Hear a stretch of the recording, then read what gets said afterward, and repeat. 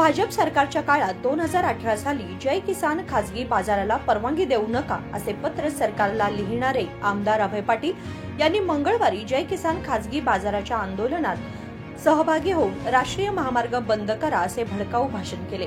शिवाय IPS अधिकारी शहर पोलीस आयुक्तांचा अपमान करून लोकांच्या संतापाला कारणीभूत ठरले आहेत।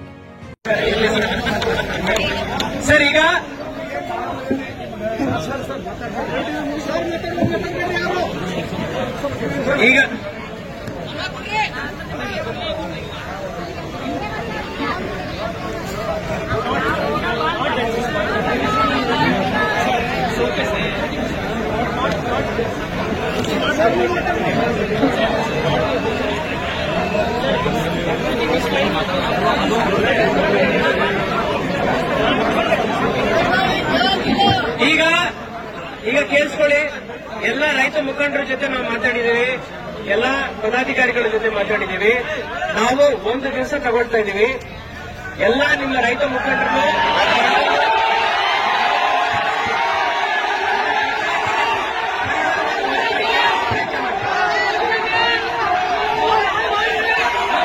ಈಗ ಒಂದು ನಿಮಿಷ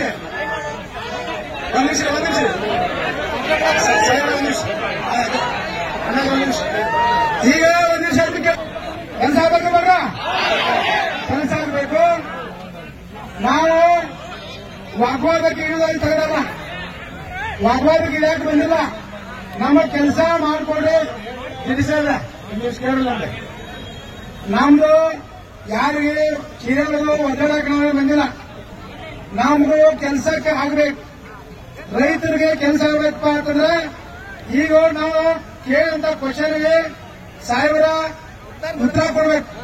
ಏನಪ್ಪಾ ಅಂದ್ರೆ ಸಾಹೇಬರು ಯಾರು ಮಾತು ಹೇಳ, ಆದ್ರೆ ನಿಮ್ಗೆ ಯಾರು ಅರ್ಥ ಆಗುತ್ತೆ ಗೊತ್ತಿಲ್ಲ, ನಮಗೂ ಅರ್ಥ ಆಗಿ ಅದಕ್ಕೆ ಹೇಳ್ತೇನೆ ನಮಗೆ ಕೆಟ್ಟದಾಗ ನೀವು ಹೊಳೆ ಹೇಳಕ್ಕೆ ಏನ್ರಿ ಹೇಳಬಹುದು ಅಂತ ಗೊತ್ತಿರಿ। ಈಗ ಸಾಹೇಬ್ರು ಏನಂದ್ರು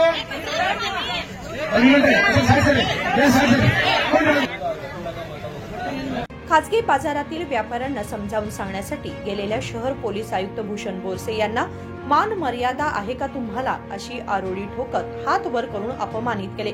यामुळे नागरिकात प्रचंड रोष निर्माण झाला। यापूर्वी धर्मस्थळावरील अपप्रचाराच्या वेळी जिल्हाधिकारी मोहम्मद रोशन यांचा अवमान केलेले अभय पाटील यांनी आज पुन्हा शहर पोलीस आयुक्तांनाही मान मर्यादा आहे का असे उंच आवाजात बोलून अवमान केला असून यावर सर्वत्र तीव्र टीका होत आहे। संकल्प शिंदे, KMM मराठी, बेळगाव।